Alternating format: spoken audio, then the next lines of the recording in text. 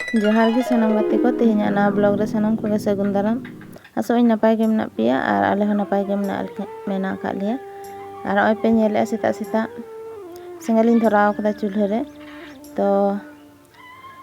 तो चा चंदा होय लगी और ओना गे होय कप और सस्पेन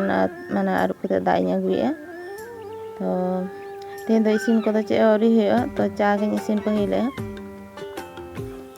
तीना सितों कदा नेल पे ते ओना सेता रे गे तीना सितों माने चूल्हा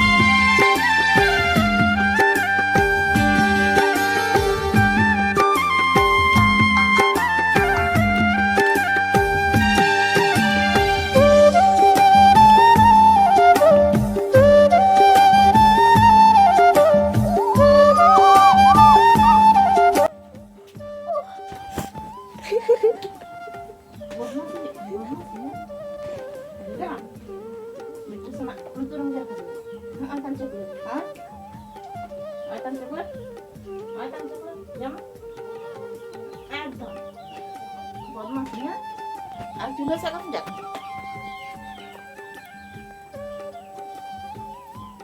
तो आटो को एगु दो तो आटो को एगु का बिट्टू जमा दुड़ू बकनाय दतनी हुतम हेज कते और चे चिके दो बिस्कुट उडंग जना का अच्छा चंदा होय कना आया तू चा चंदा का बिट्टू सना बाबा चला लगे होला लकाते ही कति ओडे नाम कना तो ओडा तु ही चला तो कति को अनल पे चा इसिन कंप्लीट होई कना चा आरगोया नितो दो और न्यू याकिन बिट्टू सना बाबा तो आरगो होइलन गे न्यू ले नतरे नेला ताले पेली सना उनी लहा तो बदमाश के गया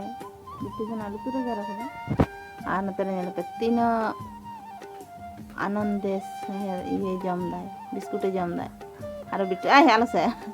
बिट्टू सना से चला लन खान गे बिस्कुट सत्ताय ते कुटिन माने गेरताय ते कुटिन जोरे दौड़ाय एटा से जाते माने दाना से चला चलका जमदाय ला अब बाला संग रागी चलाई खान गे तो गेर में ए होई कना जा तो होई कना होई तो गाते को होय पे नेले बिट्टू सना बाबा ओडे हला अंगू कथा और होला लेका ओजन कते रेडी कते दो का दिया तो होला खन दो तेहेኛ ओट दो कटी बेसी गिया होला दो कटी कम ताहे कना और तेहेኛ ओट दो एखन गे नोंका एखन ढुपो ढुपो ओट कना आडी चेहरा चेहरा ओट कना और ओनका ढुपो ओट गे सिबिला तो ओना गे होय इदी लगी ए बाजार से तो नेल तबन पे तीना जोरे सितों कदा तेहेन दो माने आडी बेसी सितों कदा और होला दो सारा दिन साकामते इन हरबरो कना और तेहेन दो नेल पे इन चिकई दा इन दो तेहेन दिन लगाव कना साहान कामी रे तो खदी कोरा साहान को तो चाबा लेन तिया तो ओना खातिर ते तेहेन दो ने सितों कदाय और खदी कते सितों रे इन तासे लेया तो ओना साहान को गे बागा बड़ाय दिन और अंते रे पे नेल एचका कटी कटी बोझा कते इन दो कदा उनका बोझा कते इन दोया कारण दो जखन साहानम ठेका आसे झुरी साहान कना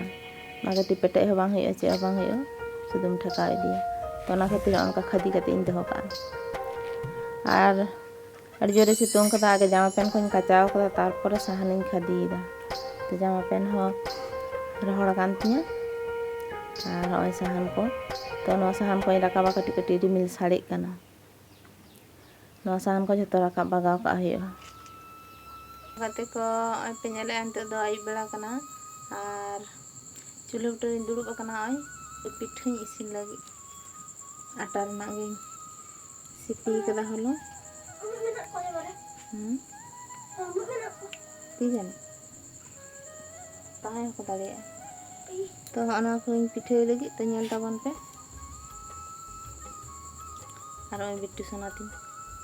मुई को गेरे कना जामा रे मुई को लाठा कना तो नेल पे आगते को साकामिन पोंगी लगा कला ओना साकाम ते सुनम जोदा कना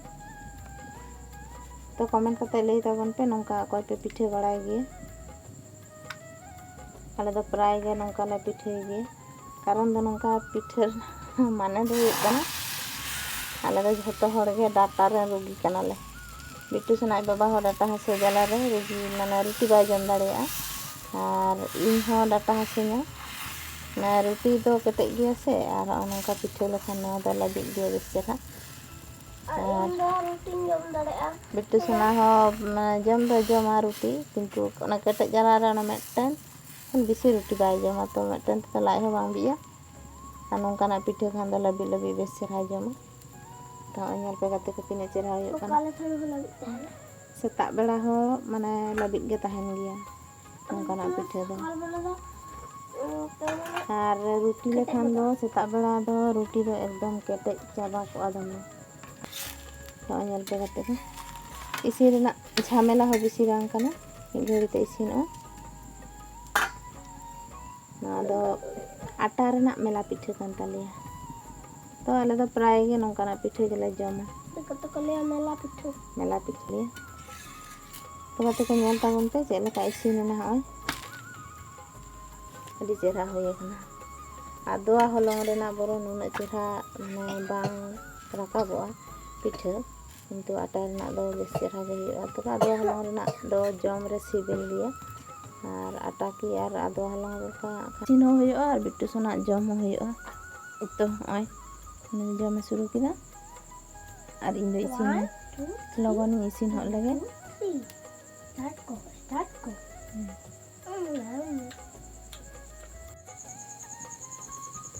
तो गाते को आते नेले तो दो इसिन पूरा कंप्लीट है कना बेसी बनो कदा तो नेल पे आय